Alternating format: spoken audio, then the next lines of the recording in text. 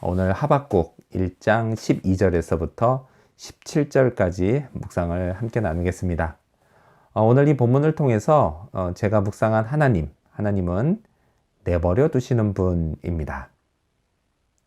우리가 살다 보면요, 때때로 하나님의 처사가 이해되지 않을 때가 있습니다. 오늘 본문에 나오는 하박국도 그랬습니다. 자, 하박국이 하나님께 하는 말을 한번 들어볼까요? 13절입니다.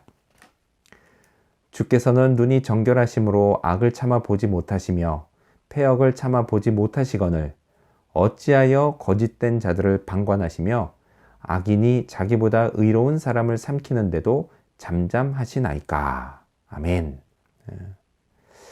자, 지금 하박국은요, 하나님의 처사가 이해가 안 되고 있어요. 그래서 그의 표현을 빌리자면 눈이 정결하셔서 악과 패역을 보지 못하시는 거룩하신 하나님이 왜 거짓된 자들을 그냥 내버려 두시고 의인을 삼키는 악인도 왜 그냥 내버려 두시냐고 따지고 있습니다. 의아해하고 있어요. 하나님의 이런 처사를. 자, 특히요, 우리가 이런 의아함은 내가 그 거짓된 자들과 악인들에게 당하고 있는 당사자일 때, 그때는 그들을 그냥 내버려 두시는 것 같은 그런 하나님의 처사가 너무 불공평하게만 보여집니다. 하지만 여러분, 하나님은요, 그들을 심판 없이 그냥 내버려 두시지는 않으십니다. 자, 지금 이 순간 우리가 보기에는 그냥 내버려 두시는 것 같아요. 하지만 그것 자체로도 이미 하나님은 그들을 심판하고 계시는 것입니다. 자, 영혼이 병들어서 죽어가는 사람, 그런 사람을 고쳐주지 않고 그냥 내버려 둔다? 여러분, 그건요, 분명 그 사람에게 심판이 됩니다. 그리고 하나님은 또한 더 혹독한 심판을 위해서 지금은 그냥 내버려 두고 계시기도 하십니다. 그래서요, 그 사람에게는 그냥 나를 내버려 두시네? 아무 일도 없네? 오히려 더 잘 되네? 이런 생각에 이 땅을 사는 동안에는 이게 좋을지 모르지만 하지만 영원히 그럴 수는 없다라는 겁니다. 반드시 맞이하게 될 죽음, 그리고 그 후에 영원한 심판이 기다리고 있기 때문입니다. 자, 그렇다면 오늘 이 본문을 통해서 제가 발견한 인간의 모습, 어떤 게 있을까요? 오늘은 믿음이 믿음을 가로막는 모습을 볼 수 있습니다. 여러분, 하박국은요, 분명히 하나님을 믿었습니다. 믿음의 사람이었어요. 자, 불의한 남유다를 바벨론을 통해서 심판하겠다라고 하시는 이 하나님의 말씀을 듣고 그가 보인 반응을 보면 그는 정말 믿음이 있었다라는 사실을 우리가 알 수 있습니다. 자, 그 믿음의 고백이 바로 12절이에요. 읽겠습니다. 선지자가 이르되 여호와 나의 하나님, 나의 거룩한 이시여, 주께서는 만세 전부터 계시지 아니하시니이까 우리가 사망에 이르지 아니하리이다. 여호와여, 주께서 심판하기 위하여 그들을 두셨나이다. 반석이시여, 주께서 경계하기 위하여 그들을 세우셨나이다. 아멘. 그렇죠? 하박국은 하나님이 불의한 남유다를 심판하시는 거룩하신 분이다. 거룩하신 하나님은 불의를 심판하신다는 사실을 믿었습니다.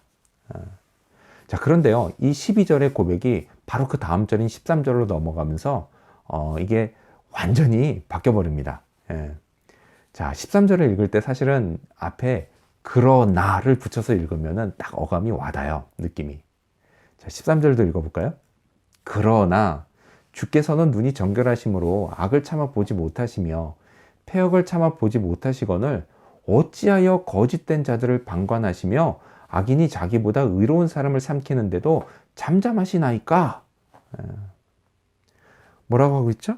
거룩하신 하나님이 거룩하시기에 불의를 심판하신다는 걸 믿는데 왜 더 불의한 바벨론은 그냥 두십니까?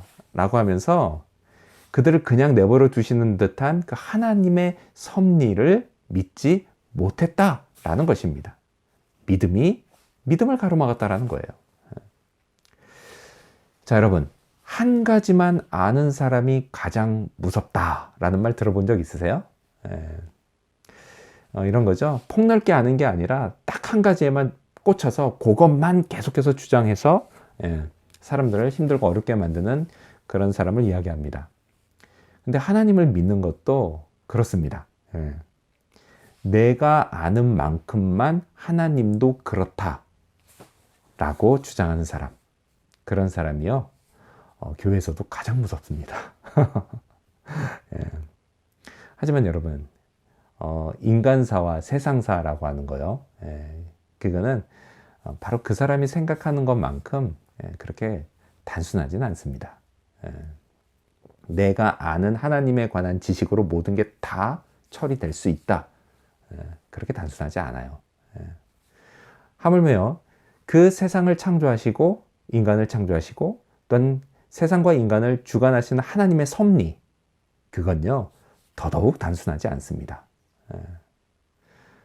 내가 다 알고 있다고, 내가 다 판단할 수 있다고, 내가 다 경험했다라고 하는 것, 얼마나 부질없는 얘기인지 모릅니다. 하나님의 계획은요 내가 다 판단할 수 없습니다. 그리고 그분의 섭리는요 내가 다 이해할 수 없습니다. 그리고 그분의 사랑과 은혜는 내가 다 경험할 수 없습니다. 자, 이렇게 하나님의 계획과 그리고 섭리와 사랑과 은혜, 이것들이요 지금 이 순간 벌어지고 있는 일, 이걸 봤을 때 이제껏 내가 가지고 있는 믿음과 이런 돌아가는 일들, 이런 것이 서로 상충된다 할지라도 그때는 하나님을 부정하고 또 내 마음대로 판단하는 것이 아니라 위대하신 하나님 앞에서 겸손한 자세로 새로운 단계의 믿음을 구해야 한다라는 것입니다. 자, 그렇다면 오늘 이 본문을 통해서 저에게 주시는 교훈이 뭘까요? 제게 주시는 교훈은 기다리며 믿음을 키워가자입니다. 17절 말씀 읽어볼게요.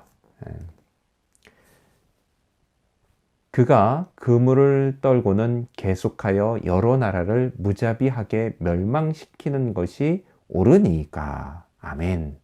여기서 그는 누구냐? 바벨론을 가리키는 거예요. 자, 여러 나라가요 바벨론의 무자비한 침략에 멸망했고, 그리고 이제 곧 하박국이 사는 남유다 차례였습니다. 근데 아직도요 이해되지 않는 하나님의 처사, 그 앞에서 하박국은 하나님 과연 이게 옳습니까? 라고 부르짖습니다.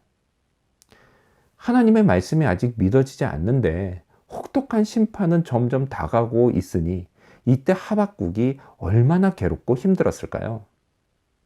이처럼요 아직 믿어지지 않는데도 하나님의 역사가 이미 내 삶 속에서 벌어지고 있을 때가 있습니다. 그래서 그것 때문에 마음이 괴롭고 힘들 때가 있습니다. 저는요 이때가 바로 믿음이 한 단계 성장하는 때라고 생각합니다. 하나님을 새롭게 알고요 섭리의 오묘함을 깨닫게 됩니다.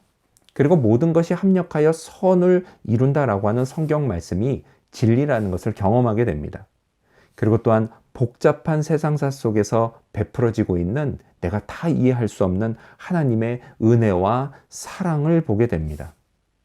자, 그렇게요 이 순간을 잘 지나가면 내 믿음의 뿌리는 더욱 깊어지고 믿음의 열매는 더욱 풍성해집니다.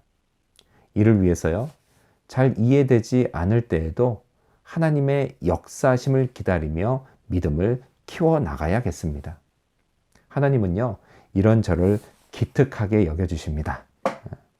이렇게 오늘도요 하나님을 잘 믿는 그런 하루가 되기를 소망합니다. 기도하겠습니다. 내버려 두시는 하나님, 하지만 그 안에 하나님의 섭리가 있고 또 이해되지 않을 때 바로 그때가 나의 믿음이 한 단계 더 성장하는 그런 때라는 것 기억하게 도와주시옵소서. 그래야 하나님의 역사심을 기다리며 또 하나님이 밝히 내게 알려주실 때까지 잘 인내하며 믿음을 키워나가게 하여 주시옵소서. 오늘 하루가 그렇게 믿음으로 살아가고 믿음이 더해지는 하나님 잘 믿는 하루 되도록 도와주시옵소서. 감사드리며 예수님 이름으로 기도합니다.